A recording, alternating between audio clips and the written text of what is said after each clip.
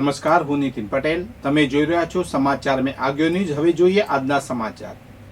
ઉત્તર ગુજરાતમાં લોકોને સસ્તું સોનું આપવાનું કહીને ડુપ્લિકેટ પધરાવી દેનાર મૂળ રાજસ્થાનના અને હાલ પાટણ રહેતા શખ્સને મહેસાણા એસઓજીની ટીમે ઝડપી પાડ્યો હતો.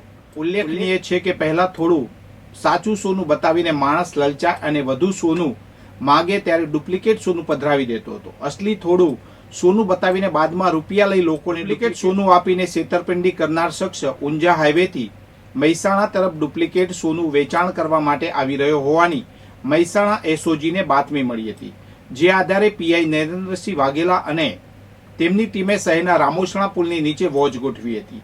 ત્યારે બાઇક લઈને જઈ રહેલા લાલારામ દેવારામ બાવરી, રહેવાસી રામસિંહ, ઝાલોર, રાજસ્થાન, હાલ રહેવાસી રામનગર પદ્મનાભ રોડ, પાટણને પકડી તેની પાસેથી સોના જેવી દેખાતી પિત્તળની ધાતુના મણકાની માળાઓનો ઝુમખો અને મોબાઈલ કબજે કર્યો હતો. પોલીસે બાઇક સહિત ₹69,000નો મુદ્દામાલ જપ્ત કરી લાલારામની પૂછપરછ કરતા થરાદમાં એક શખ્સને ઓરિજિનલ સોનું સસ્તા ભાવમાં આપવાની લાલચ આપી ડુપ્લિકેટ સોનાનો હાર આપી ₹3 લાખની છેતરપિંડી કરી હોવાની કબૂલાત કરતા પોલીસે તેની ધરપકડ કરી વધુ તપાસ હાથ ધરી છે. પાટણ તાલુકાના કતપુર ગામના પૂર્વ તલાટીક્રમ મંત્રીને 20 વર્ષ જૂના ઉચાપત કેસમાં મોટી રાહત મળી છે. સેશન કોર્ટે તેમની 6 વર્ષની જેલની સજા રદ કરી છે. બિપિનચંદ્ર નામના તલાટીકમ મંત્રી 2004માં કતપુર ગામમાં ફરજ બજાવતા હતા. 2005માં 12 ગ્રામજનોએ તેમને પંચાયત વેરાની રકમ આપી હતી અને આ પાવતીઓ ડુપ્લિકેટ હોવાનું અને ₹8,790ની રકમ પંચાયતના રોજમેળમાં જમા ન થયાનું બહાર આવ્યું હતું. તાલુકા વિકાસ અધિકારી RS બારોટને ગ્રામજનોએ ફરિયાદ કરી હતી. તપાસ બાદ તલાટી સામે IPC 409 મુજબ ગુનો નોંધાયો હતો.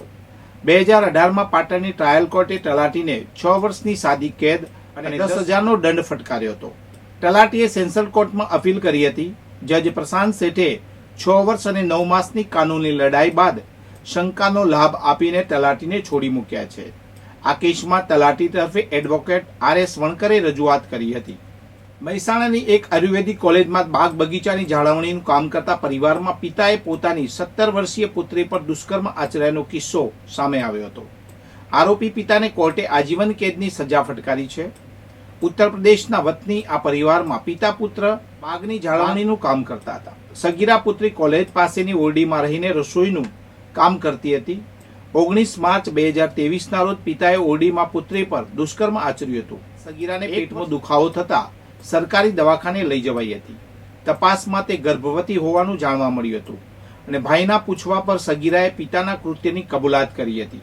આરોપીએ અગાઉ પણ શારીરિક અડપલા કર્યા હોવાનું અને માતાને મારી નાખવાની ધમકી આપી હોવાનું બહાર આવ્યું હતું. 12 એપ્રિલ 2024ના રોજ લાંગણજ પોલીસ મથકમાં ફરિયાદ નોંધાઈ હતી.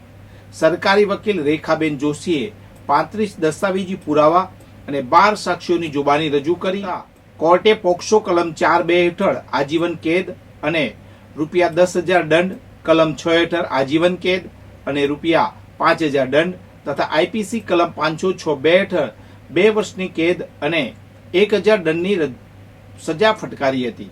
વધુમાં પીડિતાને ₹5 લાખનું વળતર ચૂકવવાનો આદેશ કર્યો છે. ગાંધીનગર અડાલજ પોલીસે સુગડ ગામની સીમમાંથી વિદેશી દારૂની હેરાફેરી કરતા 2 શખ્સોને ઝડપી પાડ્યા છે. પોલીસે આ કેસમાં કુલ ₹14.38 લાખનો મુદ્દામાલ જપ્ત કર્યો છે. PILD ઓડેદરાની સૂચનાથી પેટ્રોલિંગમાં નીકળેલી પોલીસને બાતમી મળી હતી કે એક સફેદ ક્રેટા ગાડીમાં વિદેશી દારૂનો જથ્થો આવી રહ્યો છે. પોલીસે સુગડ ગામમાં દીપેશ્વરી માતાના મંદિર પાછળ વોચ ગોઠવી હતી. બાતમી મુજબની ગાડી આવતા પોલીસે રોકવાનો પ્રયાસ કર્યો હતો. જો કે ગાડીના ચાલકે ઝડપથી ટર્ન લેતા ડિવાઈડર સાથે અથડામણ થઈ હતી. પોલીસે ગાડીમાંથી રાજસ્થાનના જાલોર જિલ્લાના વતની વિનોદ ભારતી ગોસ્વામી અને રમેશકુમાર રબારીને ઝડપી પાડ્યા હતા. ગાડીની તપાસ કરતા કાળા કપડા નીચે સંતાડેલો વિદેશી દારૂ અને બિયરનો 1472 નંગનો જથ્થો મળ્યો હતો, જેની કિંમત ₹4,08,000 છે. પોલીસે દારૂનો જથ્થો, ગાડી અને મોબાઈલ મળી કુલ ₹14.38 લાખનો મુદ્દામાલ જપ્ત કર્યો છે અને બંને આરોપીઓની ધરપકડ કરી વધુ તપાસ હાથ ધરવામાં આવી છે. પાટણ જિલ્લામાં આજે બકરી ઈદની ભવ્ય ઉજવણી કરવામાં આવી હતી. સિદ્ધિ સરોવર નજીક આવેલ ઈદગાહ સહિત વિવિધ મસ્જિદોમાં મુસ્લિમ બિરાદરોએ કુરબાની પર્વની ખાસ નમાજ અદા કરી હતી. મૌલાના સિદ્દીક સાહેબે નમાજ અદા કરાવી અને કુરાન શરીફનો પાઠ કર્યો હતો. ત્યારબાદ ઉપસ્થિત સૌ મુસ્લિમોને ઈદની મુબારકબાદી પાઠવી હતી. નમાજ પછી તમામ મુસ્લિમ બિરાદરોએ એકબીજાને ગળે મળીને ઈદ મુબારક પાઠવી હતી. આ પ્રસંગે દેશમાં ભાઈચારો જળવાઈ રહે તે માટે દુઆ કરવામાં આવી હતી. સાથે જ પુલવામા આતંકવાદી હુમલાને વખોડવામાં આવ્યો હતો. સુરક્ષાની દ્રષ્ટિએ ઈદગાહ સહિત શહેરના મુસ્લિમ વિસ્તારોમાં પોલીસ બંદોબસ્ત ગોઠવવામાં આવ્યો હતો. સમગ્ર પાટણ શહેર અને જિલ્લામાં બકરીદની ઉજવણી હર્ષોલ્લાસ અને શાંતિપૂર્ણ વાતાવરણમાં સંપન્ન થઈ હતી. લીલિયા તાલુકાના કાકરજ ગામમાં ગેરકાયદેસર રેતી સ્ટોક મામલે ખાણ ખનીજ વિભાગની કાર્યવાહી વિવાદમાં આવી છે. લીલિયા પોલીસે 29 મેના રોજ રાઘવભાઈ ખોખરના પ્લોટમાંથી મોટા પ્રમાણમાં બિન અધિકૃત રેતીનો જથ્થો પકડ્યો હતો. પોલીસની જાણ બાદ ખાણ ખનીજ વિભાગની ટીમે સ્થળ તપાસ કરી હતી. વિભાગે રેતીના સ્ટોકને સીઝ કરી પંચનામું કર્યું હતું. 10 દિવસ વીતવા છતાં કોઈ દંડાત્મક કાર્યવાહી થઈ નથી. સામાન્ય રીતે આવા કેસોમાં તાત્કાલિક દંડાત્મક કાર્યવાહી થાય છે, પરંતુ આ અંગે જિલ્લા ખાણ ખનીજ અધિકારી JR સાવનેરે જણાવ્યું કે હજુ નોટિસ આપવામાં આવી નથી, તપાસ ચાલુ છે. વધુ સમાચાર માટે જોતા રહો સમાચાર મેં આગે ન્યૂઝ. નમસ્કાર.